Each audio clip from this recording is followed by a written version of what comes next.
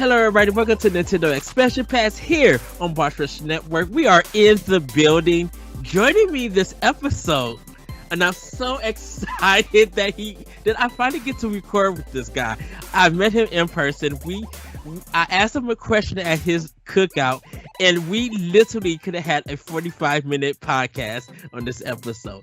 He is the founder of SixFive Media and Another Zelda Podcast, who also, you guys should know that Miss Celeste Roberts, the Celestial Rush, is part of. Along with Stephanie, Shay, and other people that you know at Boss Rush Network. You know, they all come from Another Zelda Podcast. And this guy, I'm so excited to introduce him. If you haven't seen his 1v1 with Celeste, go and watch it, learn, enjoy it. Everybody, please welcome the one, the only, the legend himself, Mr. David Geisler. Hello, oh my gosh, Ed! Thanks for having me. That was so funny. What? That was one heck of an intro. I really appreciate that. That was really nice. I was as you were going, you said the legend, and I rolled my eyes and I thought, oh my gosh, he's totally overshooting it. But then I realized you were doing a pun, weren't you? Yes. And then I was like, all right, I love it. Yes. Also, David joined me, Celeste, and Stephanie to talk about Gree on Talk the Walk. So go check out that episode. If you don't know what Another Zelda Podcast is, what are you doing? You are missing out on some great content about the Legend of Zelda series, about the games, the lore, the characters, the story, and more, even the places. Like, you are missing out. So do go check out Another Zelda Podcast and check out other podcasts at SixFive Media. You know, Turn by Turn is a JRPG podcast with Dan and Chris, and they got just so much shows over there. So guys, go support them, and you know, check out their merch store. You know, you might like some of their merch, and yeah, support them. But thank you, David. I'm pleased to be joining you. You and I were having a cross-company meeting yesterday. Yes. And it came to be that it worked out that we were able to get together for this recording for this episode, and it was a bit serendipitous, and I'm really pleased to be here. You are welcome. So as you guys know, Corey couldn't make it this episode. He's very busy. Destiny has a lot of content coming, and he just has to dig in. So I asked David to come in, and we kind of got, while we was talking through the meeting, I kind of asked David if he could come on the show, and then I hit him with a question because we ended up talking about Portal 2 for a second. And I was at work and I thought about it. I was just like, you know what? I don't think I may have had this question with other people, but I have never really got down to the fact that our topic is going to be about what makes a game your personal favorite. What does it take to do it? And David, I want to ask you, like, what elements does that for you to make it like your personal favorite game?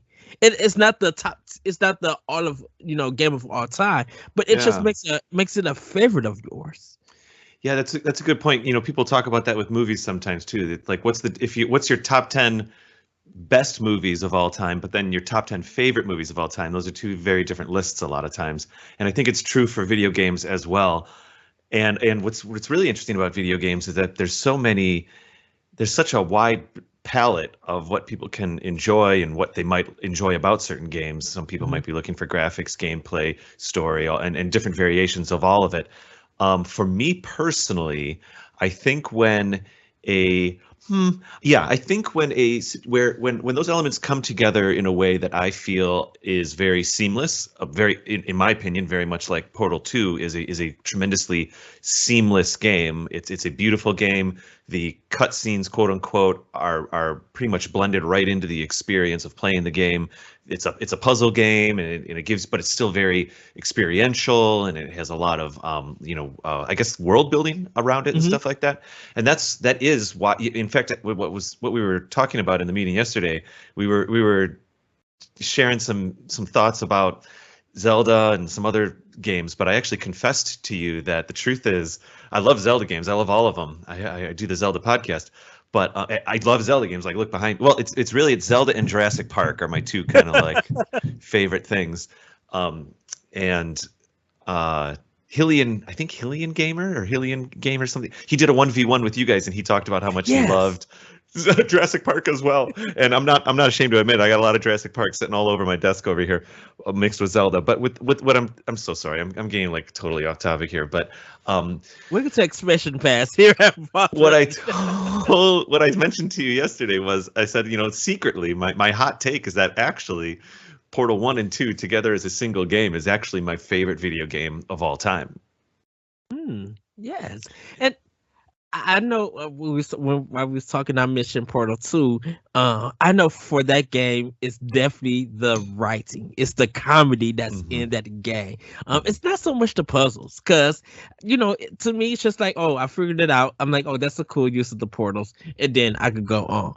But it's like that spot on writing. It's the deadpan anger that's just like, I cannot believe that you did this. And it's just like, I don't know how Gladys, I think. Yeah, I call her Gladys. Yeah. Gladys. Like how sometimes she's like angry at you and it's so deadpan because she's like a robot speaking. Like it's so funny. It's just that writing in that game is so good. Like, as much as the puzzles are great, I could zone into Tetris more than I can in Portal 2. Yeah, but it's literally the writing and the delivery of the writing that I enjoy in Portal 2. That makes it doesn't be like, okay, now I understand why this is a perfect 10, why this is a game of the year. Yeah, that's true. And if we're speaking about like what makes a what makes a favorite game. If I'll speak personally then and say that I used to play back in the GoldenEye days and a little bit of the Halo 2 days. I played a fair amount of first-person shooters, but honestly, for the past decade, I really don't anymore. Not by choice; it has nothing to do with anything. It's just the way where my gaming taste is moving. However, having Portal be a first-person puzzle game and it's not an adventure game. It's very linear, but it's definitely an experience. It was a great way to use the first person perspective. A first person puzzle game. It's very difficult to make. Remember how hard like jumping around in that original Turok for Nintendo 64 was? Yes, because it was a first person platformer or whatever. Like it had platforming elements. It was just horrible. So I think doing a first person puzzle game, other than maybe Tetrisphere for the Nintendo 64, which I also love very much, it's hard to pull that off. And I think Valve did that with Portal, and they're so good at their world building and all of the. Then they brought, was it Stephen Merchant, I think, came in? Was it him or was it someone else for the second game? And then he had the crazy voice and all of that stuff. But Ed, when you're, and I guess actually this comes down to like, I have a couple favorite games right now. It's City Skylines, 100%. The game I play the most right now is City Skylines. I absolutely love that game, and I love like world built like God games or whatever they call them. Yes. You know what I mean? Like Sim Cities, basically. That might even be my favorite more than Portal right now. For you, how do you classify a game as being a favorite? Well, definitely for me, it's always going to be characters. It's going to be about their story, their background, where they're coming from. Sometimes how relatable I can be to that character, but most of the times how other characters relate, like whether it's a love story or whether it's a relationship where they're working together. I tell people, and they look at me crazy and weird about this, that The Last Guardian to me is the best PS4 game on that whole console. And people look at me just like a game that really no one played, and the way that you had to deal with Trico, who was this bird dog and stuff. I'm just like, yes. The thing about it is that it takes some time getting used to. Yes, you might get frustrated, but when you see the relationship that they have throughout this game, it's natural.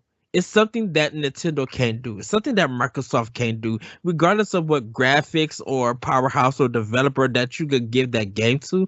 No one can do this Mm, besides Team Eco that did it. And I went through that whole game. I when I brought it at $60 the day that it came out, and that's all I stood back and played, and it was just like, wow.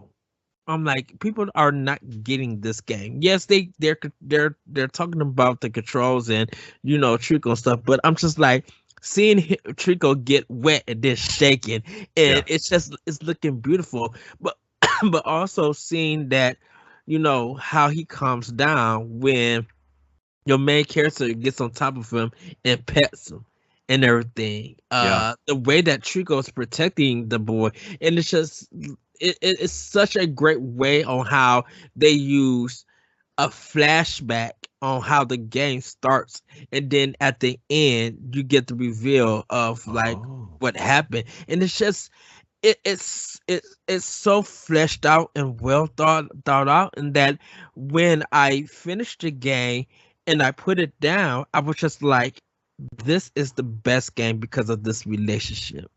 Yeah, that's And cool. I do want to go back and replay it, but it was just like no one has done a relationship like this. I always call it, this is Sony's Nintendo game in a I mean, sense. yeah, I think I may I jump in for a second. I think I Yes, go agree ahead. with you.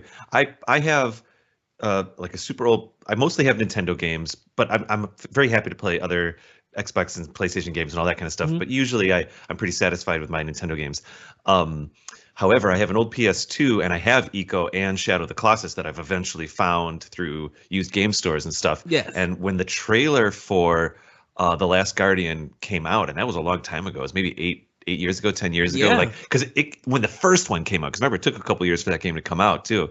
I think it even got pushed back by like one console generation. But Yeah, anyway, it did. yeah, oh my gosh, I loved the trailers for that game when they were being released, and it was enough to make me think like this might be the game that gets me to buy a PlayStation day one or whatever instead of buying it 9 years later, used or something like that, which is what I usually do.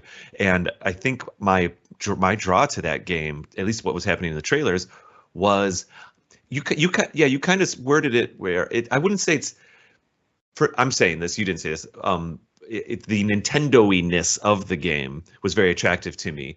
But that also doesn't mean that a game has to be Nintendo-y to be a good Yeah. game. But I think what I heard you circling around, if I may, was the idea that all these elements like polish. Essentially, it's polish, isn't it? Yes. I just realized. And it's because I think when I say this is like a Nintendo game, sometimes I'd be like, some people can't do what Nintendo does in a sense. You could try, you could imitate and copy or pay homage, but Hmm. there's something about it that speaks of, this is definitely Nintendo. Mm.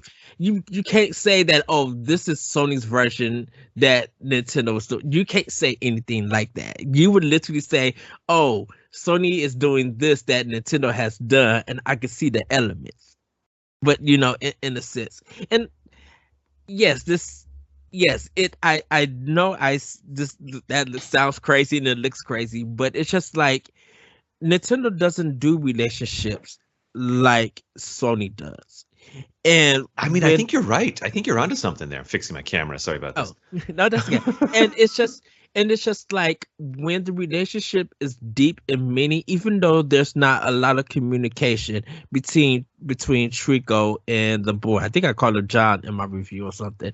Um, it's very meaningful. It's very deep. And it's just like there's times that when I put a controller down after finishing the game and I'm speechless, and I feel emotional inside that I want to say something, and it's just like I'm going to be speaking into the void because I know nobody's going to hear me because Mm. of what this game is. People have already made up their mind of what this game is, but I still want to say something about it because it's going to, hopefully my words, as controversial as I may be sometimes, as much as I'm the Nintendo guy and everything, I love to pick people's interests to be like, okay, if he's saying this, his actions and are matching his words and stuff, I may get it. And I need to, if he says see the whole game through, because trust me, there's been more frustrating games that people have saw all the way through, who has been like, oh, I can't believe I played this whole game, and everything, and it's just like they get nothing out of it. But I'm like, you would definitely get something out of this. I see. Another game that kind of like one of my favorite indie games is Rhyme. Um, Yeah. Yeah, and I haven't played it, but I'm very curious. Oh, Rhyme is just something that, yeah, it's a great puzzle, but I go back to that, and even though it's not a relational thing, it was an emotional journey, and definitely at the end part. I'm not gonna ruin for you, David, Yeah. but it was a piano accompaniment or composition that really just spoke to me for this whole game. I actually reached out to the composer of it, and this composer, I think he won a Grammy for one of these games. He's won awards and everything. It's awesome. And I told him, I was just like, I don't know if a lot of people notice your work or saying anything about you. I'm like, but your final piece in Rhyme really spoke to me and really capture what this game is about, and really is, to a lot of people, kind of a soundtrack to people's life in a sense. And it Wow. was, and I think when we was talking about greed, why I brought up Rhyme, because That's right. it has that, it has a similar feeling about it, where where greed's a whole different thing. Greed is because of this artwork, and that became why it became a favorite. Mm. And I related to it because I love drawing. I'm not a great artist, but I love getting the zone of just creating, of just drawing. It's just, yeah, it's not the best work, but it's something that I can read, that I love doing. I love seeing people create art and everything, and I applaud people and everything because I'm such a fan of art. You know, I just thought of something as you were talking about all that. I plus one on all of that. I love it. Um, I do think some of the criteria that I use for a game, when I start to realize a game is one of my favorite games, Mhm. and City Skylines does not fit into this category, but it fits into what you were just talking about. Whenever a game can, okay, I'm going to say it in a weird way. Whenever a game can feel like it's not a game, and what I mean by that is, at least, the thing that we were both so impressed about with Gree was its aesthetic and its art style, and Yeah. how, in the olden days of like a Mario Brothers 1, 2, or 3, you see all the little cubes and the blocks, and you know exactly how to move around, and that is part of Mario's aesthetic, and it's maintained. That's fine. But to Mhm. be in Gree and to be in a game where you're not really, there really isn't levels. There's some mechanics, but it's all very vague. Is really exciting. And I guess Portal 2 did that for me too a little bit, even though there's literally levels in Portal 2 or Mhm. the Portal experience. Somehow there's like glue between it, and when it breaks and you have to go inside the walls and all that stuff, it does feel like a continuous story, and I think I really enjoy that very much. I wanted to ask you about Ryan a little bit more. It's a side scroller, right? No, it's a 3D adventure game, Oh, is puzzle this? game. Oh, so it's behind a character kind of No, you angle? actually see the character. It's like a third person action. Yeah. So Oh, it's like Ratchet and Clank or something, or like The Legend of Zelda. It's like where you can see your character and oh interact with wow. different things in the world. Um, there's Oh, not. yeah. Oh, go ahead. Please, I'm so sorry. You actually, I just remembered something else I was thinking about while you were talking. I think you're onto something with this. You mentioned that, for example, The Last Guardian was able to do a relationship better than Yeah. like Nintendo can, and I think that's a pretty interesting point, and I agree with you. I think part of Nintendo's brand, you're very rarely do you like well up with tears from a character speaking to another character in a Nintendo game. The Yeah. closest, in my opinion, it's ever gotten is maybe some scenes in Breath of the Wild, honestly. Like it's very rare for a Nintendo game, a first-party Nintendo game, to have a large emotions. Sometimes you go, oh, Yes. that was nice, that was sweet. The ending to Super Mario 64 with the music when it's sliding around all the levels, still like to this day, like when I was a little kid, it choked me up because it was just like reflecting on the experience. But that's not Yes. the same as the kind of thing you were talking about. And I think you're really onto something there. I also appreciated that you said that one of the things you use for your favorite criteria for favorite is character. And I think I don't do that as much. And I have to kind of consider that a little bit. Maybe I need to pay a little closer attention. What is it about character for you that that is so impactful? I think it's because of the the I don't know what's gonna say behind the scenes, but what makes that character? What is their story? How do they really feel? How would they react? And how do I connect to it? Because one of the things was, I always go to Final Fantasy 9, and I Okay. always say that Vivi is one of my favorite characters, which makes Final Fantasy 9 is a great game with the story, gameplay, characters, and all that. But what made Vivi stand out is just like the way that he was bullied reflects part of my life because I was bullied. And the thing about it is just like he was bullied on the terms of he wasn't like the other characters. And for me, it came to the fact that I was being bullied because I wasn't like other black people in my Oh, wow. neighborhood or my school. I didn't do the things that they were doing or being that kind of troublemaker and stuff. Um, Oh. and the stuff like there. And it was just like seeing Vivi through his story. I was just like I connect to everything that they're saying and what how they're making you feel. But then you realize the people that surrounded Vivi always encouraged him, always was by his side, never giving up on him. And when I see that, I'm just like, there are people in my life that do that for me, family and Yeah. friends and stuff. And so that's why I think when I play Final Fantasy 9, and I know what happens to Vivi and stuff, but but it's such a heartwarming story and stuff. But his character and everything, it just makes me like, okay, I know what this is. Didn't expect it, but I know what it is, and I can relate. So now I definitely enjoyed this game. It's one of my favorite games out of the Final Fantasy series. Um, and Yeah. when it comes to cause and then like Orin, I love Orin from Final Fantasy 12. Like he's smooth and he's cool and everything, but he has a strength to him and character and everything. Yes, he has a style and his voice acting is great, but he has a strength to him that just like it's so reassuring that just draws me to him. And that's just like I'm like, I'm not as strong as you, but you make me feel strong. Interesting. Interesting. I see where you're going with this. Did you start playing video games at a super young age, Ed, if I may, Eddie? Yes, I started playing video games at the age of what I could remember at the age of 5. Yeah. So 1985, my parents had Pac-Man, they had the Atari, they had Mario Brothers. But I was playing games like Combat, Pole Position. I would go to the arcades and play like Outrun, Double Dragon, Alter Beast, Shinobi. Like Wow. I was playing so much, and even it was weird that I couldn't play, I couldn't get into the Nintendo games at the arcade. I even tried Punch Out like way later on. Didn't know that Punch Out had an arcade game.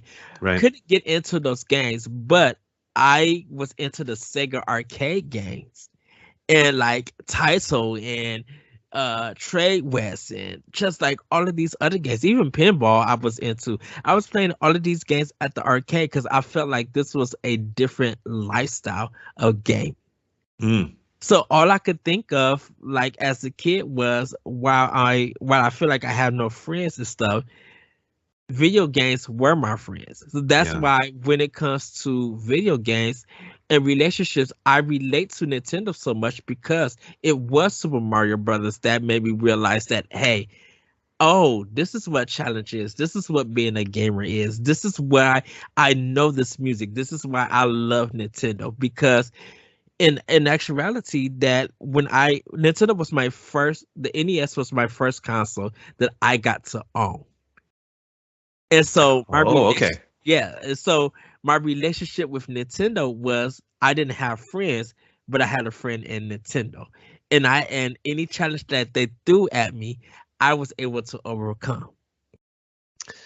Wow, Ed, I think that's really beautiful. Some people will speak about like reading books to be an experience that gives them that. Mhm. I think we're almost the same age, by the way. If you were 5 and 85, and I was late to video games because my parents were it's not that they were against video games. They just Mhm. weren't like very supportive of video games. So most of my grade school, I had to go to other people's houses and play, and it was that kind of thing. And then finally, somewhere around, I don't know, maybe fifth grade or something like that, we got a family Nintendo NES, and I do think it's nice to have these tools of media, these artistic inputs that allow us to kind of channel our emotions when we're younger and kind of process what's happening to us. Yes. Sometimes people listen to music to do that. But the one thing that I really liked about what you said, if I may, was like the fact that it was almost it was like for personal growth. There's challenges set in front of you, and it gave you it wasn't just listening to a song and reflecting, reading a book and thinking about it, watching a movie and considering what the movie's all about. It's there's a literal objective when you play these games. Maybe the same way that someone might try to run a mile and then run a mile and a half the next day and and then run 2 miles the next day, or however it works. I don't know. I'm not a very good runner, but I think that's really neat. I don't know. I'm actually kind of getting a little overwhelmed with thought here right now. I'm starting to lose my point. But I appreciate you sharing all that. Did you live a little bit north of Chicago, like where you live now, growing up? Where I live now is where I've been at most of my whole life. Yeah. So I am an hour out of North Chicago, but like halfway to Gurnee, so like 25 minutes to Gurnee. Oh, and interesting. Yeah, that's So right. so while you talking about God games and like city skylines, when Roller Coaster Tycoon came out, Yes. that became my favorite PC game. And it's Yes. because of as a kid, I was a big lover of roller coasters. And there was something about the design. And once I got to like really ride them and get over my fears of going upside down, my mind was just like, I want to create roller coasters. And didn't realize, where do I start? And realize that it starts with science, my nemesis. Your nemesis. Science is my. I could not get into science. I love science. I love people who do documentaries and break it down and really like get into the nitty-gritty and stuff. But I was more into art than I was into science. Interesting. And so when it came to roller coasters, it was just like, oh, physics, gravity, doing all of this, being like very nerdy. I love people who like that. So when Roller Coaster Tycoon came out, I wasn't thinking about business and making a park. I was about creating roller coasters. Yeah, sure. So did you ever go down to zero and then you wait to get a little more money and add the next track and then add the Yep. And I had to take out roller coasters so I could have money to make more. So I didn't. We get side tangent. I love it. I love this because I love Roller Coaster Tycoon too. I just don't want to interrupt. Yes. Me and Corey have a optional opinion where we talked about the first 3 games of Roller Coaster. So Roller Coaster Tycoon. I didn't play 2, but I know about 2, and I'm just like, I missed it because I wasn't. I just didn't go buy it. But Roller Coaster Tycoon 3, when I got my first PC, I bought the game for it. And the reason I bought it was because I can make all the roller coasters that I want. And with 3, then you can like put the camera in the front of the car and watch the whole thing. Oh man, yes.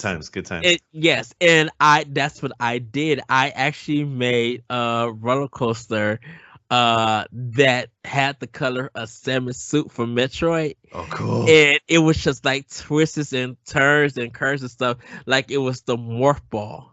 I love it. That's great. And so I didn't play the full game. It was just like, I just want to make roller coasters because that was my love. That was my way to get around of designing roller coasters without having to learn science about it and everything. I remember my dad, when I was at a young age, my dad he was very excited to tell me about, now notice on a roller coaster, the tallest hill is the first hill, because this is before like launches and LAM, whatever.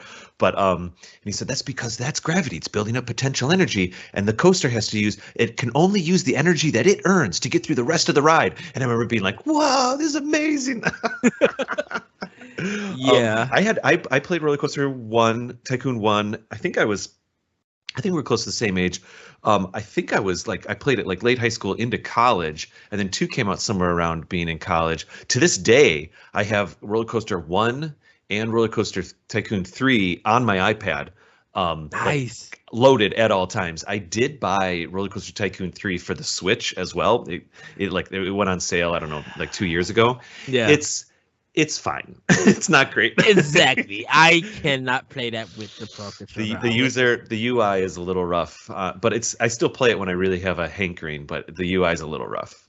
Yeah, I uninstalled it on my Switch, so it's up in the cloud, ready for download. Yeah, Yeah. yeah. For me, it's like it'll be Roller Coaster Tycoon 3, Jurassic World Evolution, City Skylines, and then Stranded Deep are like my four like hot games that I jump into a lot. But Roller Coaster Tycoon 3 is a lot. Do you know what really happens? A lot of times I pull up the Switch and I start playing. And I'm like, I'm just gonna go play it on the iPad. Exactly, because playing with the mouse on Roller Coaster Tycoon 3 is a big difference playing with the controller, because I can actually get to where I need to be at to load the track or bring this the grass and hill down and stuff. I'm able to control it. With the Switch, I was just like, I need touch functionality. This is not good at all. I know. It was a little sad to see that there wasn't touch, especially when they already had touch, quote unquote, because they had created an iOS version or an Android version or whatever. I do want to give the designers a little bit of credit. They tried with the UI. Yes. With like holding an R button or an L button to pull up a radial menu, and then you dig into the radial menu. They tried. It's just not super elegant. Yes. Just if it was like almost like a DS or 3DS where I could just use a pen and create with a pen, I'll be fine. I'll be good. But I can't do it with the Pro controller. No.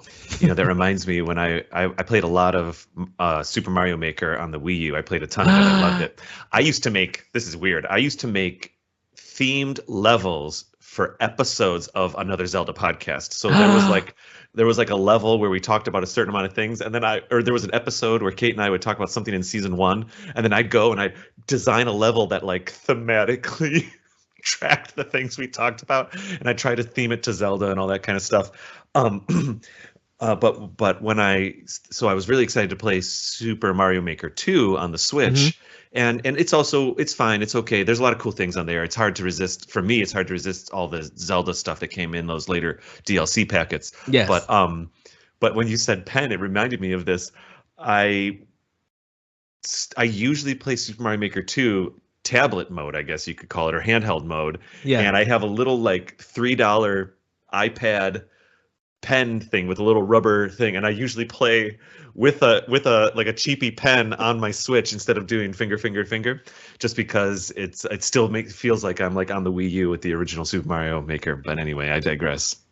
No, it's so weird that you mentioned Super Mario Maker 2, because I need to actually get back into that game and design something that feels like it's only 3 minutes that you're playing takes 3 days to make or something. But that's the game. The game is making it. That's the fun part. Oh my gosh, it's like City Skylines. It's like SimCity. I think I like games where you make stuff. I think I just realized that's really what it is. I get amazed to see when people build their cities and they just like, yeah, I did all of this. I'm like, how did you do that? I can't. My mind is just like, I cannot do all that planning.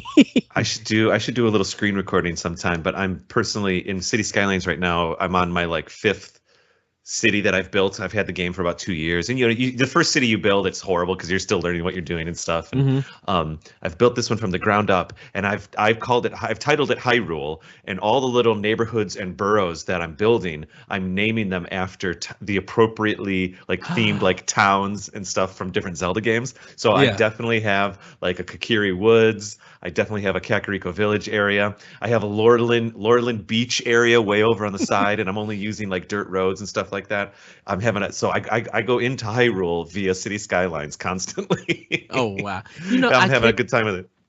I can't do Train Simulator, even though I have a love for trains. Trains are one of my favorite things. If you take me to a train museum, I would be the most happiest person. Yeah, wow, we have a lot of similarities. I love model trains as well. That's interesting. Yes, my mom, she bought me a wooden train toy, and I just, it wasn't that many tracks, but every time that I went out and played it, I would just like, do the crazy eight kind of style of train, Hmm. or do the circle train, and I would just, we had the little magnets kind of trains. They actually gave me three of them, and I would just play that for hours, and then uh my dad would take me down to the metro to go just look at the metro train and then the other Cool. trains and stuff. And now that when I get stopped by a train, I put my car in park and I just stay there and look at it. And the one thing that I look forward to, that I think your train is the best train, is how much graffiti I could see and how artistic it is. I love graffiti on trains I so love much. it. I love it. It's so weird in such a good way. Yeah, that's awesome. That's cool. And then I put my car in drive and then drive off once Yeah. once the train leaves. So again, it's a little bit the character, isn't it? You're always looking for stories and character. That's cool. That's cool. I wanted to ask you a question. I don't know how long we record an episode like this, but I don't know how much time we Yeah. have, but I wanted to ask you, do you feel that, in the last, I don't know, 5 years, 10 years, doesn't really matter. In recent past, has there been a game that you've realized has become one of your favorite games, but it surprised you because maybe it's not the style of game you would normally consider to be a favorite? Oh yes. Yeah, let's talk about it. Titanfall 2. Wow. Okay, fair enough. And I so I bring Titanfall 2 up because it was a game that had to go against I think Battlefield 5, or one of the Battlefield games in Call of Duty. Like, they released Battlefield in September, Titanfall 2 was in October, and like Call of Duty was in November. Um and out of those three first person shooters, two from EA, one from Activision, Titanfall 2 had a amazing story, great multiplayer, amazing story, great voice acting, level design is bunkers. There's a level that you are kind of going vertical because you're in a factory. And Oh, wow. there's one part where it takes your Titan, so you can't use him. So you gotta kind of like get up and try to meet him in everything where he's in the factory. And you get to this one point where the factory, you're at the top, but the factory is making a landscape of houses Oh, and wow. fire and everything. And so it makes this landscape, and it drops your Titan in there, and you and your Titan have to fight your way out. Cool. And it was just it had a little bit of Metroid vibe to it, because like at parts you would get special guns and powers for your Titan. And just once again, it's that relationship, but it was Mm. just the level, from level to level. It even has a level that did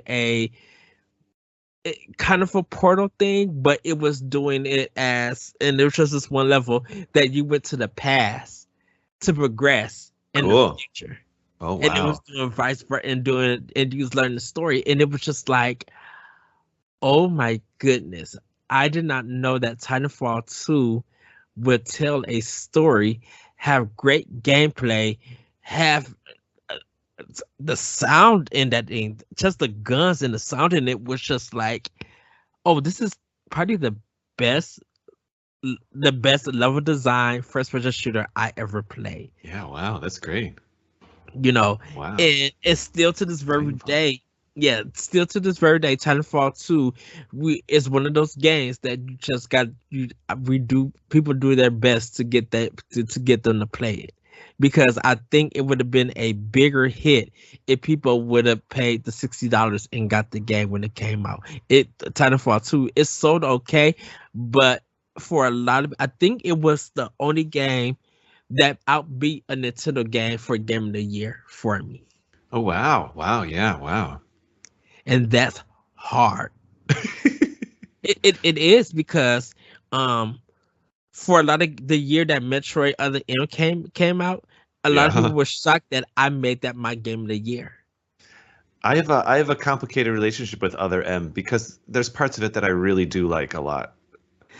I can understand some of the story bits is jaggering. And Mhm. I know there is some of like the cliffhanger thing, trying to find out who was trying to kill you and stop you and stuff. I understand all of that. I think that the thing I defend about it is that if you not have played earlier Koei Tecmo's Ninja Gaiden games, Right. Yep. you wouldn't understand why this game is better than those. I always say it's not the difficulty of Ninja Gaiden. I could deal with that. It's that camera. Oh, interesting. I didn't expect you to say that. Yeah. Yeah. If you get frustrated with camera and games, Ninja Gaiden's camera will make you upset and want to throw the controller. They fix all of that in Other M. So you Hmm. really get a action-packed game. And it's just like, okay, now I see why Metroid Dread is such action packed and the cutscenes are done right, because it looks like they looked at Metroid Other M, took inspiration and ideas and design, and was just like, we can make this better. I And agree. stuff. When I saw the trailer for Dread, I still haven't played Dread. I love Metroid. I think I own every single Metroid game that's ever been made except for Dread so far. Mhm. And I do go back and play Other M every 5 or 6 years. I'll dip back into it whenever I have my Wii U plugged in or whatever. You know, and I'll emulate it or whatever into the Wii. But when I saw the trailer for Dread, when sometimes Samus does those moves and the camera starts swinging around, I was like, oh well, this is Other M. That's great. They totally took notes from Other M. Yes, and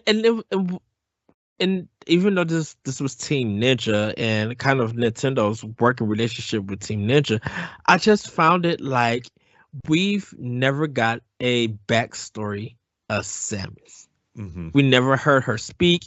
We don't know her emotions and how she feels about things. And yeah, the voice acting is kind of monotone, but you know, that may have been the director telling the voice actor, this is what I want for the game. This is how we perceive Samus. So she's only delivering what they asked for and everything.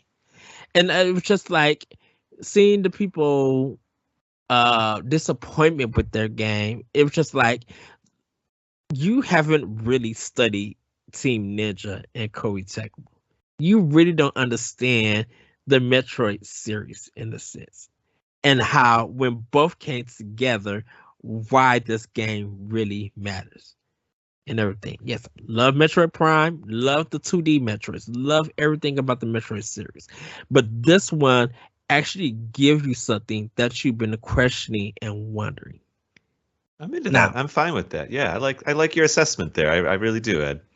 you know, was that the year Gears of War came out? Probably. A lot of big, yeah, a lot of people, you know, a lot of big AAA games came out that's like, oh, this is the best. But I'm just like, we have a different thing on how we envision games sometimes. And just like, if you would have played this and understand, oh, he's a person that has played a lot of work from these developers. He has understand these ideas. Now I can see why this game is his game of the year. You know. Yeah. And don't don't forget, oh no, and don't forget, everybody, Link Between Worlds, a game that was on the 3DS, got game of the year. Did it really? Yes. You didn't realize that? You didn't know that? I never knew that. I'm playing it right now. I'm literally playing it right now. Yes. And I didn't know that about the game at all. Yes, Link Between Worlds got so many game of the years when it came out. No one expected. I think it's one. It may be another one, but it's one of the first handheld games that has got game of the year that has beat out all consoles. Wow, I did not know that. Wow. It's good. It's good. I'm liking it. Maybe it's because Breath of the Wild wasn't out yet, and it was going in a direction. You know, a Link Between Worlds was, in my opinion, it was like a warm up into what we were going to get with Breath of the Wild a little bit, with having things be able to be out of order and stuff like that. I mean, cool. I'm into it. I like Link Between Worlds. It's one of the few games that I think uses the 3D. Of the Nintendo 3DS in the right ways, in a good way. Like it adds to the experience. Doesn't take away. There's never a moment when I'm playing a Link Between Worlds. I usually play Link Between Worlds with the 3D turned on, and there's never a moment where I'm like, oh boy, I don't know if I want this. You know, once in a while, like I'll play Star Fox 3D, and then once in a while it's like, oh, I don't know about that. Let's turn this off. because of Link Between Worlds, I want Link in the Past in that style. I love Mm, Link's Awakening on Switch, but I don't want Link to the Past and Link's Awakening style, on that Playmobil style. I yeah, want Link Between Worlds because I I'm can like, see that. this just fits this game. Like I could just see them redesigning Link to the Past in this beautiful art style, and it's just like, this is gorgeous. It would be You cool. know, And you know what? If they redesigned it and put it on the Switch or something, A Link to the Past. Okay, so I just got done saying that A Link Between Worlds, in my opinion, really uses the 3D in a great Mhm. way. There's a lot of verticality in a lot of the levels, but A Link to the Past has less of that. It has a little bit of it, but less of it. Something that you can accomplish still on a two-dimensional screen. So if Yes, they were going to take that art style, this is kind of fun. If they're going to take that art style and put it onto like a Switch or something like that, something that's not 3D, it'd be fun. yes. Like I want to see how all the chickens attack after you start hitting them with the sword. I want to grab that princess and take her into the light in the dark world in that castle. See, Yeah. Link. A lot of people don't understand. I might have my feelings between Link to the Past. It's because it's a game that is a all-time favorite of mine. I love that game, but it's hard to go back because it's one of the games that I want to have amnesia every time I play that game, Oh, because interesting.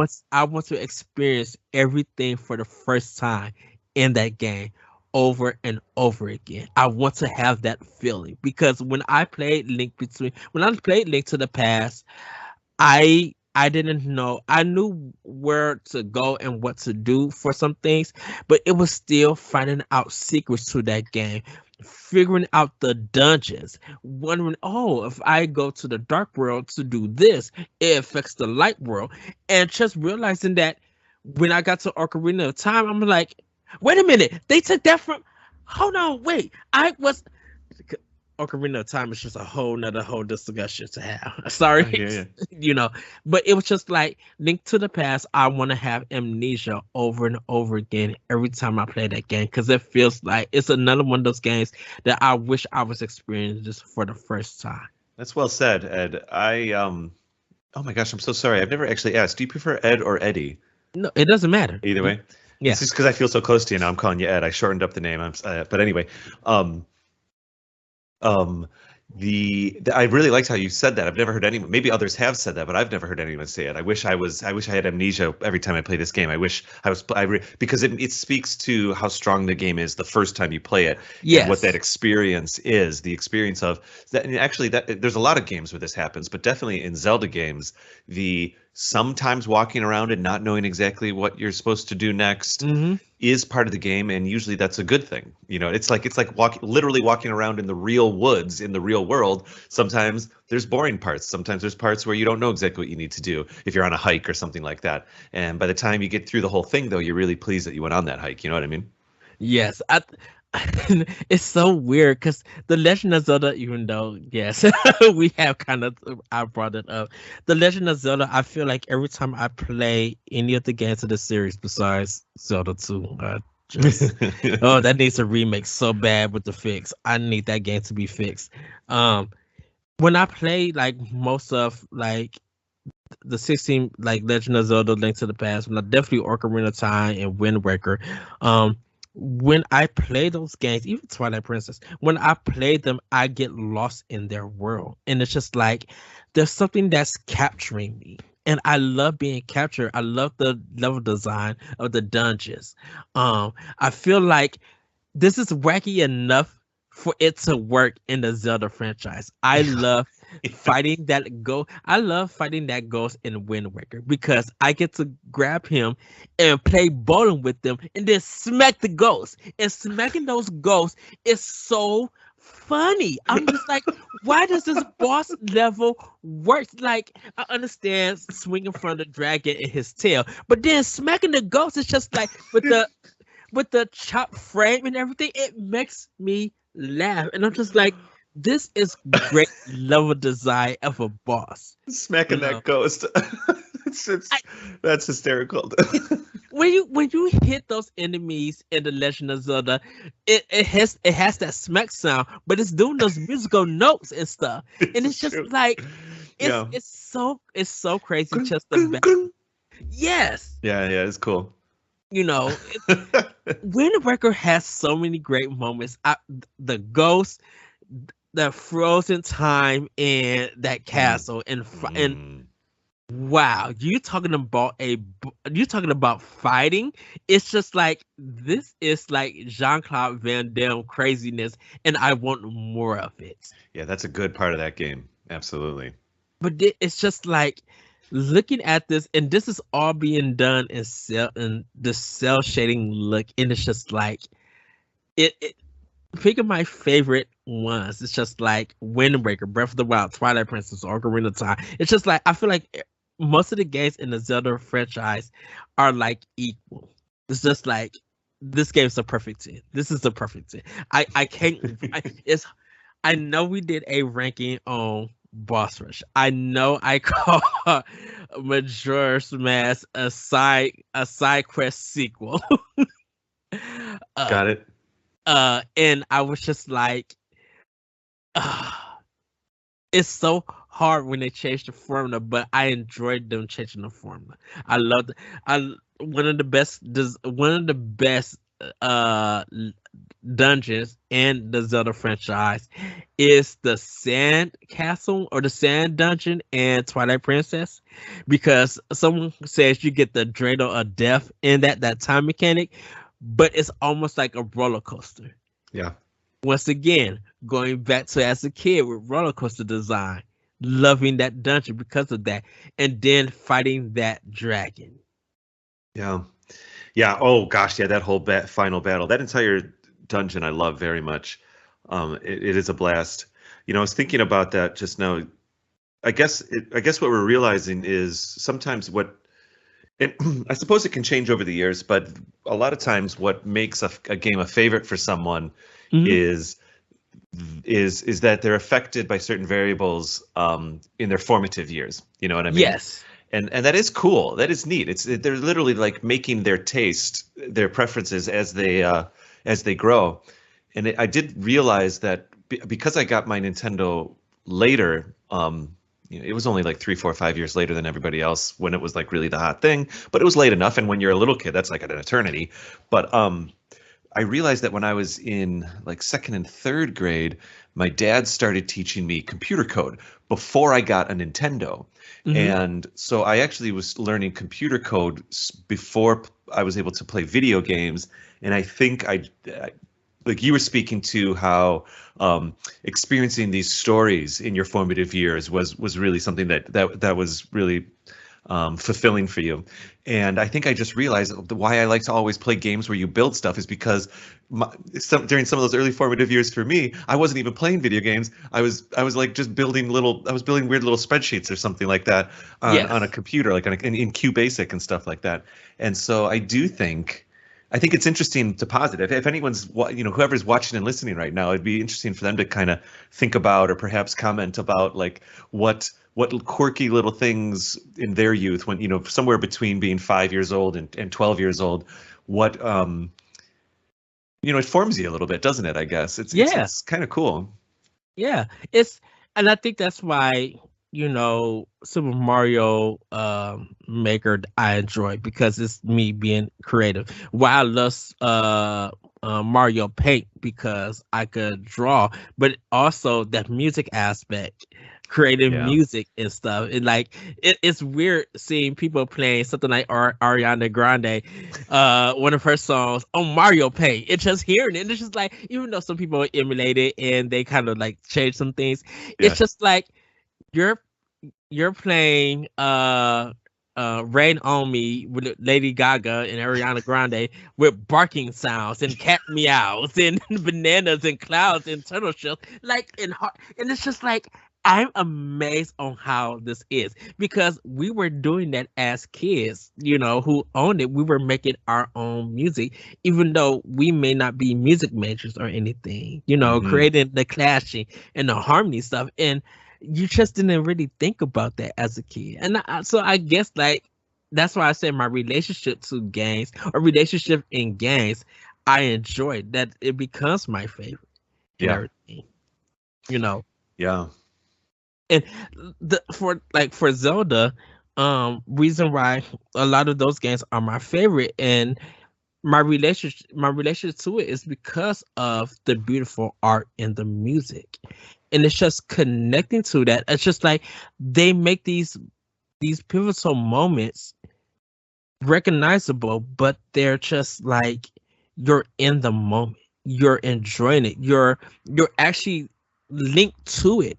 You know that, and that was the thing why, like, why the name is Link. You're linked to the character. You're playing as the character, but Indeed. you sit down, you get into it, and you see the music. I mean, you see what's going on. You hear the music. You love little Link waving to Tetra and everything, and then the bird comes in and scoops Tetra up. You're like, no, and it's just like they built so much, and they built it right to. It's just like, we got to go on this adventure Yeah. and save it and everything. And it doesn't become just a video game. It becomes a venture. It becomes a something. Because the thing about it is, you're going to get caught up into it. And then you're going to see other people, your friends or family, or find someone who knows what you're talking about, and you're going to relate to You it. know, when Kate and I, my co-host on Another Zelda Podcast, when Kate and I started the show back at the very end of 2017,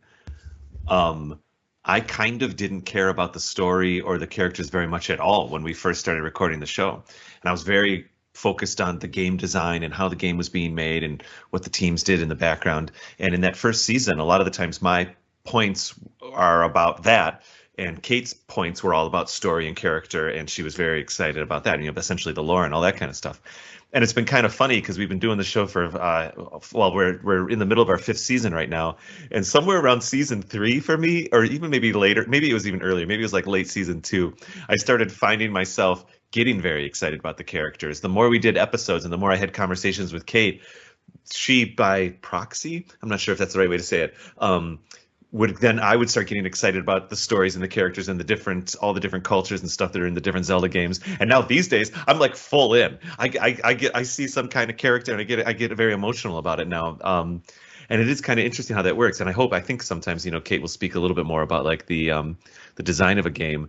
So it's nice to be able to talk to people about this kind of stuff because it broadens your awareness, and it broadens, like even literally the things, even just having this conversation with you today has been pretty rewarding for me because obviously we have some similarities of the things we liked in the real world and a little bit of playing games around the same time and stuff like that.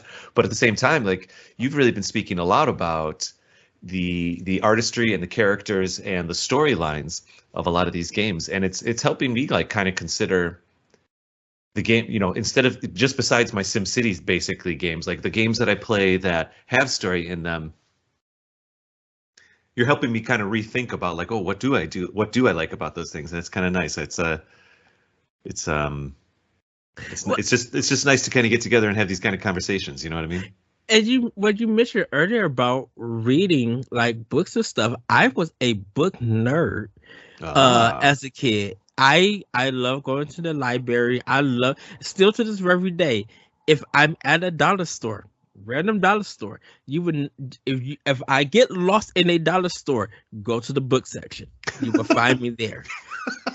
Because I'm looking for all the mystery and thriller books because I love that kind of story. But as a kid, when I was going on trips with my mom, or we was going on family trips, my book bag didn't consist of a Game Boy. It consisted of 9 books. 9 books Cool. that I rented. I'm like, I had them. I got them for 25 cents. Books that I don't know about. Books I shouldn't probably have read, but I was in the car. I was in the car. I was reading just different books, and I was taken in about it, which led me to like creative writing in college and stuff, which I actually got yelled at for by one student. She's just like, why do you always write the depressing stuff? I was just like, because everything I write is supposed to keep you on edge, or it's supposed to be a twist about something. Everything else that everybody writes in here, they have a form they they have a form and they have an expression, but everything always feels the same. Your character Yeah. gonna live, these two gonna fall in love because that's all you know.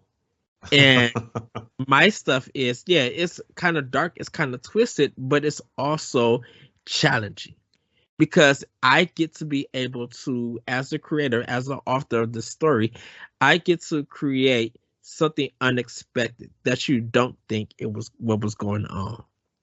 So yes, my stuff is dark at time, but it's dark in a way that you didn't expect it to be. Let me ask you this real quick. If someone were to come to you, and we don't have to get into the specifics of a specific story you've written, but just Mhm. broad strokes here.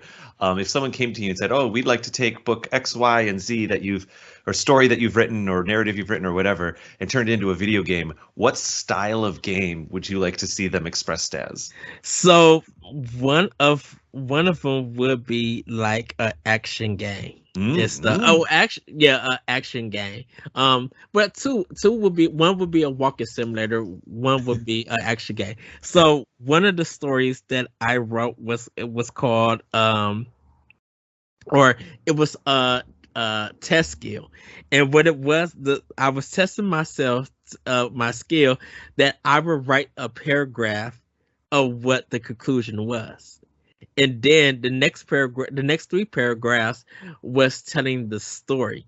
The last paragraph was the same, the first part was the same as the first one, the conclusion, but then it was the twist at the end. So one of it I wrote about this person uh left court and sat on the bench and cried. Okay. And then it was spoke about the challenges that she had with this other guy getting her child. And it sounded like that, as much as she did, it was never good enough. And she felt like, she thought that she would lose custody of her kid to this man and everything. And then it goes back to, she left the case crying because she realized that she is actually able to keep her kids. Oh, And so the crying means a different thing. Oh, that's great. yes, yes. So it doesn't reveal on why she was crying to the very end. So you got the part of the conclusion, but then you got the story. So and the test was to tell the story on one sheet of paper. Wow. That's beautiful. That's great. I love that. The other one that I would probably turn to an action or adventure game, it was so it's I keep telling the title. It's called a town called Sin, and Okay. it was about this kid who wasn't allowed to go to church or anything, and he grew up. He finally turned like 15 or 16, and he wasn't able, to go to church because if he went to church, something may happen. Um, and the characters that he talked to or that tried to stop him or anything were characters from the Bible, were their name. Okay. And there was one thing, he had a talk with Jesus, but he could, something about him made his head go down, like he couldn't look at Jesus or something. But they had a talk, and Jesus just told him, just like normally talking like as he was a human. The kid didn't know. And so what happens is that when he went to different places, the story would change. So one would be a comedy, one would be an action, one would be a drama, and one would be like it's in third person, but it's because the story is coming from the character and everything. And at the end, you find out that the town made a deal with the devil, and Yep. I was wondering. to keep the town going. The devil, they promised the devil that if one of their members, or no, one of the town people would have his kid. So when the resurrection or some war happened and the devil gets killed, he has a backup, which would have been his son. So what ends up happening is that at the final thing, it's kind of a war and everything. And the kid, he crucifies himself like Jesus. Oof. And so the devil doesn't get his son. And the kid is the main character, right? The kid is the main character. Right.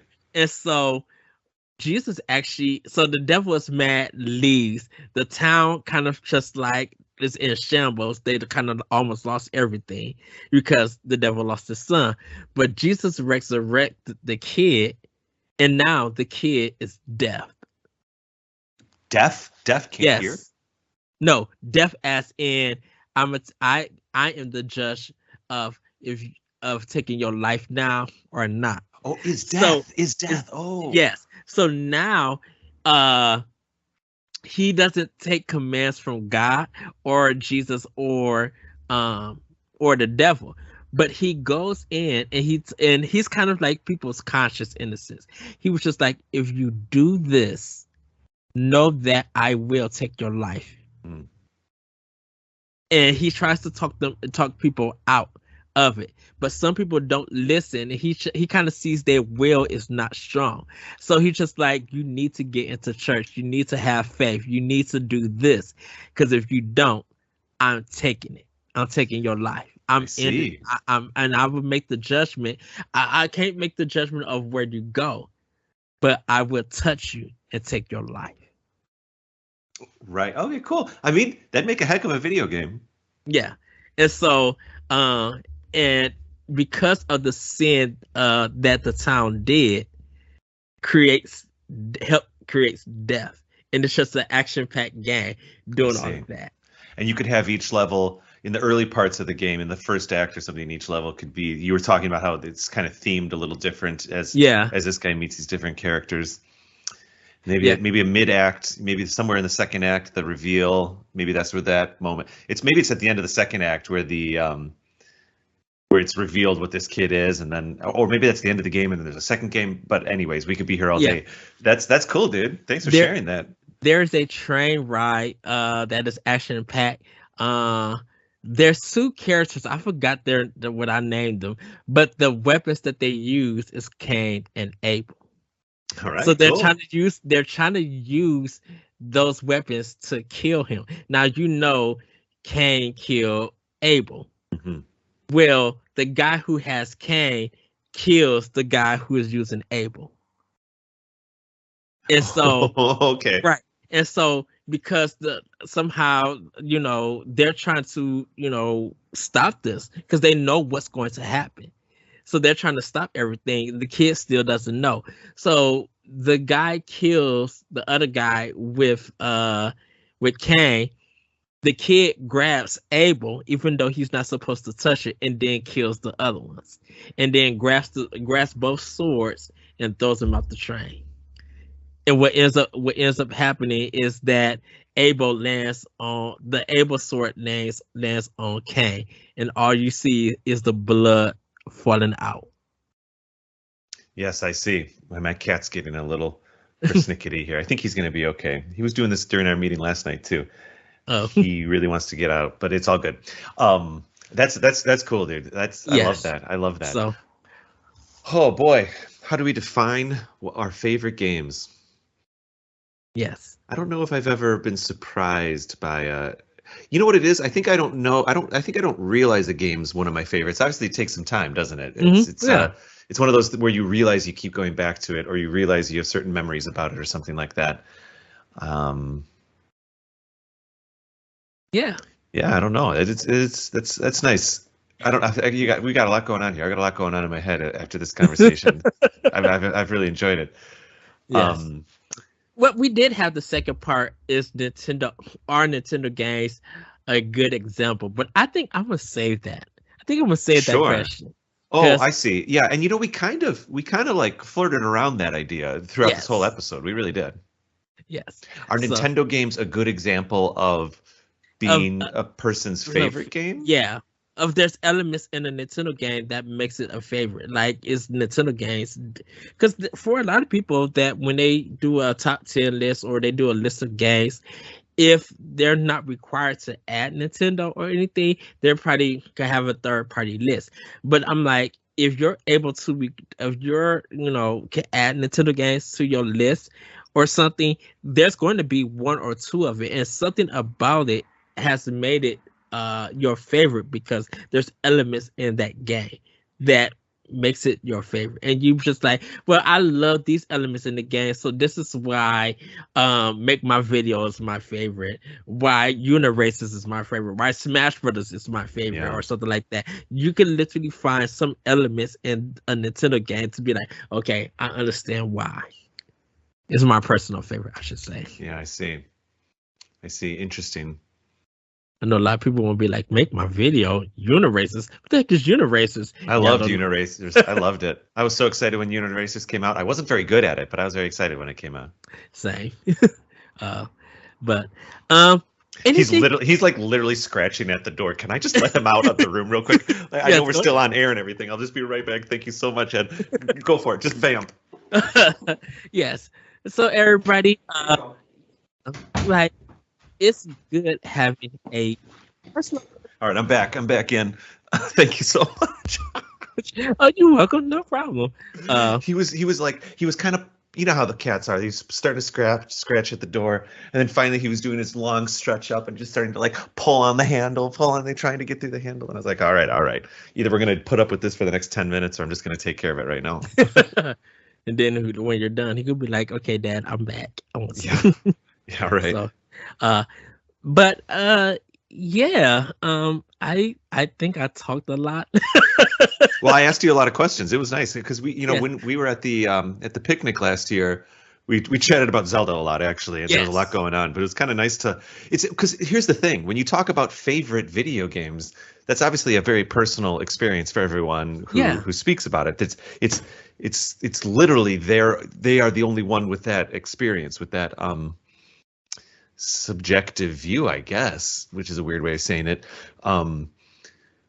And so it is a bit intimate, and so it was nice to kind of learn a little bit more about you today, Ed. And I even was able to think a little bit about myself and why I like certain games. And I even realized a few things about what parts of what games make me like them. That's not a very good sentence, but I'll just go with it. And for just to know my age, David, I'm 42. Oh, okay. I'm 41. Yeah, you're 1 year older than me. I didn't realize. I was born in 81. Oh, okay. I feel honored. I thought you were. I thought you were like mid-30s when I met you. I thought you have a youthful presence, Ed. Oh no, I was. I'm up there. Actually, it's a funny story that you mentioned that. I used to work at JCPenney outlet, and this man, just because I look young, he thought I was a teenage punk who didn't know how to do a return. So he went to someone who looks older. Yep. Went to that older person. The older person didn't know what to do and came to me. And and I went to the transaction. And he was just flabbergasted. His mouth was dropped. And he later on came to me. He was just like, I apologize for thinking you was young and didn't know nothing. I was like, sir, I've been at the services for 2.5 years. Regardless of how I look, it's an experience that I had in this department that I know stuff. Don't just go on looks.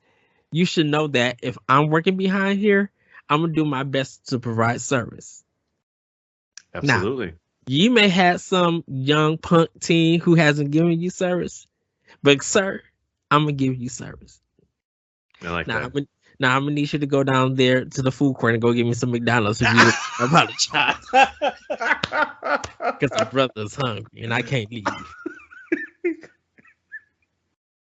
Oh, Ed, we forgot to say that that you have technically appeared in another Zelda podcast episode. You were in our live quiz episode from the Video Game Summit from a year or two ago. Whenever they did it again when we were coming out of COVID. Wait, was last it before? year? Was it only last year? Was it last summer? Last year, yeah. Because Celeste and came down. Yeah, you're right. It was only last summer. Yeah. Yeah, because we ended up. Yeah, we did the quiz on Saturday. We explored Chicago Sunday because we went to Wrigley Field. That's right. You know that they actually let me in. because I couldn't get a ticket and everything was sold out and stuff. And so I was just like, okay, I'll bum around the city and wait for you guys to come back from the Wrigley tour. And the person was just like, oh, we got tickets open. You could just the guy was just like, I'll let you go buy the next ticket and just come in, and I'll just rip it up and let you go. So I got that following ticket. Was just like, yes, came back. The guy let me in, and I got to explore Wrigley Field for the first time with Celeste and everybody. Yeah, I saw the pictures. I was over here like trying to set up tables and set up sodas and beer and whatnot, so that when you guys got done, you were able to come over here, and that was a lot of fun. But so that episode, I think it's called a live quiz episode on AZP. Yeah. If people want to hear you on our show, that was a lot of fun. Yeah. It was a stressful day. We got through it by the skin of our teeth, but as far as the episode goes, it was all very successful. I was so excited to meet everybody. I was excited to meet Stephanie. I finally got to meet Celeste. I got to meet her boyfriend. Got to meet you and your girlfriend. And shout out to your girlfriend or fiance or when she dropped me off at the train station, we was in her car talking. Yeah. We literally could have podcast in her car. Oh, really? We was having such a good conversation. I think we literally got talking about grocery stores. We got to start a grocery store podcast now. We got to get the two of you up. And I was just like, when she dropped me off the train station, I'm like, oh my goodness, this is the train that I passed your house. I'm just like, wow. We just had a really great time. Yeah, she did mention you guys had a nice conversation to the station, but anyway. Yes. So, but everybody, that's gonna be it for an expansion. This was fun. I like this, man. Is this what the show's? No. So I haven't actually seen Expansion Pass before. Is it usually just kind of chatting like this? Yeah. It's like we come with a topic, and then we just have a discussion. And if we got side tangents, we could go ahead and have that side tangent. It's such a laid back, free form discussion. So and some of the times the things that we don't cover in Power Block, we'll bring to Expansion Pass. Expansion Pass, of course. Yes. So last week we actually didn't have a topic. We actually had a low key discussion about what makes your favorite list. So because me and Corey are doing a top 30. I think I told you this yesterday. Yeah, you mentioned it in the meeting. Yeah. So our top 30, and we got to talking. My question was, I'm like, what does it take to make you put a game on your list? And we literally we've been talking about Sega, Nintendo, Xbox, PlayStation, and we were just talking about games that make our list and why it's hard to create it. And it was a really good episode, really good discussion. And we had some technical problems, I think, but we were just literally just like, it was a laid back conversation where we don't have to think. We could just be us. Yeah.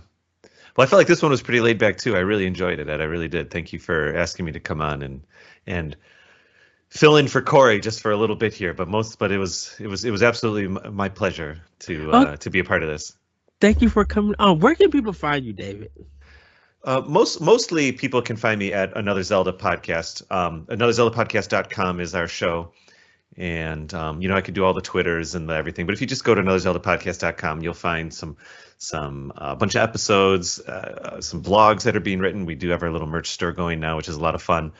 One thing I'm working on right now is I've actually recently, in the past year, I've gone back to school. I'm literally attending Columbia College again, 20 years after I left it back when I was 20. Oh, wow. And I haven't really talked to anybody about this yet, but I guess we've been getting to know each other today, Ed.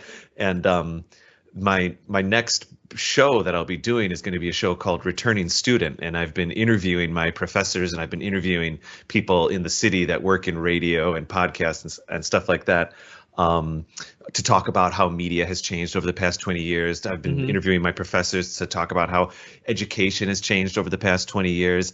And so that show will come out like in September. It's a long ways off, but I'm in the middle of editing it right now, and I'm very, very proud of it and very, very pleased with it. So that's hopefully in the future people will be able to find me at Returning Student. And I wasn't really planning on talking about that. It's not actually really, that's not even a good plug because it's not coming out for months, but I'm just so excited. I'm in the middle of it right now. So it's like right now I'm a painter in the middle of a painting and I'm really loving it. So I guess I just had to express that. But that's pretty much it. On Instagram and Twitter, I'm at Raptor Paint, which actually is technically a joke about a Jurassic Park version of Mario Paint. That was it was a joke that happened like 15 years ago and it turned into my handle. And so now I'm Raptor Paint. Which I totally am fine with that name as my main handle. I think that's it. That's it, Ed. Where can people find you? You can find me on Twitter at that retro code and Instagram on that retro code. You can check out more of Nintendo Special Pass on bossrush.net on our YouTube channel. And if you are a Patreon supporter, you get the show a week early. If you go up to our $5 tier, you could be a Patreon producer and get your name shouted out in it. Funny that you mentioned school, and we're gonna leave after this. I've been wanting to go back to school, but work.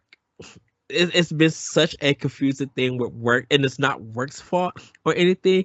I have this fear that when I go back to school, work is going to be not in the way, but it's going to cause a problem there because it's just like, who do we find to replace me when I'm not there? Yeah, and stuff like that. So it's just I'm trying to figure out because I got a few credits that I need to go ahead and get. Like I gotta go take a speech where you gotta deliver like talks and stuff. You gotta write your speech out and deliver and stuff. I think it's speech. It might just be speech. There's a word for that. Is it rhetoric or something like that? I don't know. Anyway. Yeah, I think I gotta take that class to get my last credit. I need to actually go to a counselor, bring up my grades and things and be like, what do I need to do in order to graduate? Because I was going to school for philosophy. Oh, really? And yes, and now I think, because I always say that I was a ghetto philosopher because it was just like, I think the reason why I put it that way is because I'm reading all this philosophy and I'm talking to people and stuff, and it's just like I talk to people more in a logical sense that I say it, but it's not always the way that it comes out. And these philosophers are kind of, yes, they know what they're talking about, but they're talking about stuff that was during their time, not what we're dealing with today. And it's kind of just like I'm just like, now I'm in the sense that where do I fit in? Because I think I am media. I've been doing podcasts and I've been hosting and stuff. And it's just like, I think I'm great at having conversations with people. Yeah. And hosting and or being a co-host and stuff. And I'm getting to where I am doing more research and preparing better. That's what I really need to do, because it's just like, I could do a video game podcast. That doesn't really take much to do, but I'm just like, if I want to do something that I'm really dedicated to break things down and educate people, I really need to sit down and do some research. Well, that's been a little scary for me for Returning Student, because I'm lining up interviews with some of these people are like micro celebrities even, and it's like, yeah. I'm like really scared sometimes. I go in and you have to really like, even we're sitting here chatting and this is awesome. And Another Zelda Podcast is that way too, where you kind of push record, talk about the topic that you want to talk about, and then you stop recording. But with Returning Student, I'm like having like real actual interviews with people, and it's terrifying, but it's a lot of fun. I am going back to school for podcasting. It's technically through the radio major at Columbia. So I'll get my degree in podcasting here, even though I've been podcasting since 2006. But anyway, so maybe along my journey here, Ed, I can share some thoughts with you as we go, because I support you in fulfilling yours as well. Yeah. Well, with that, everybody, have a great week. Have a great weekend. And we'll see you next time on Nintendo Expansion Pass. Once again, thank you, David Geisler. Everybody, do check out SixFive Media. Go support them. And check out Another Zelda Podcast and all the work that they do over there. With that, everybody, we'll see you later. Bye. Thank you so much, Ed.